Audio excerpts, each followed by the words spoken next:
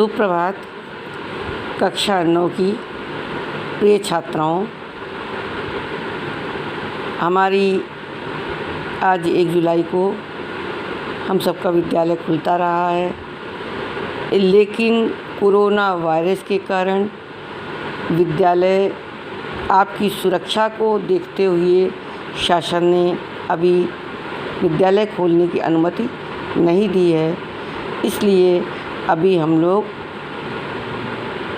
कक्षा हमारी online video के द्वारा ही चलती रहेगी। कक्षा 9 की बच्चों, हमने पिछली कक्षा में जो पढ़ा है अभी हम उसकी पुनरावृत्ति 1-2 दिन करेंगे। उसके बाद नई पाठ को प्रारंभ करेंगे। पिछली कक्षा में हमने काव्य सौंदर्य के प्रमुख तत्व को पढ़ा था। काव्य सौंदर्य के प्रमुख 3 तत्व हैं। कौन कौन से हैं? रस, छंद और अलंकार।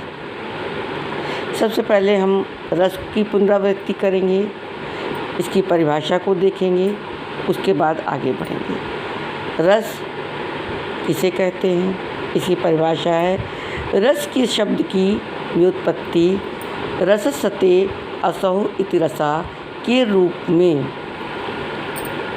हुई है, अर्थात जो चखा जाए या जिसका आस्वादन किया जाए अथवा जिससे आनंद की प्राप्ति हो, वही रस है। सामान्य भाषा में रस का अर्थ स्वाद से लिया जाता है, परंतु साहित्य में रस का आशय उस आनंद से लिया जाता है जो काव्य को पढ़ने, सुनने अथवा अभिनय देखने में मन में उत्पन्न होता है, उसे हम लोग रस कहते हैं। भरत मुनि ने सबसे पहले या सर्वप्रथम अपने नाट्यशास्त्र में इसका स्वरूप बताया है। रस की निष्पत्ति यानी रस उत्पन्न होने की प्रक्रिया के संबंध में उन्होंने लिखा है कि विभाव, अनुभाव, व्यभिचारी, संयोग आदि निष्पत्ति, अर्थात विभाव, अनुभाव, व्यभिचारी भाव, जिसको संचारी भाव कहते हैं, के संयोग से रस की निष्पत्ति होती है। आचार्य भरत मुनि ने रस के 4 अव्यय अथवा अंग बताए हैं: स्थायी भाव, विभाव, अनुभाव और संचारी भाव।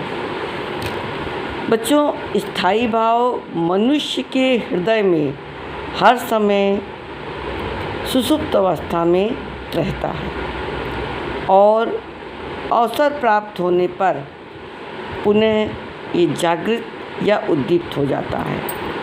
आचार्यों ने 9 स्थायी भावों की संख्या 9 बताई है और उन्हीं 9 स्थायी भाव के आधार पर 9 रसों की भी निष्पत्ति हुई है।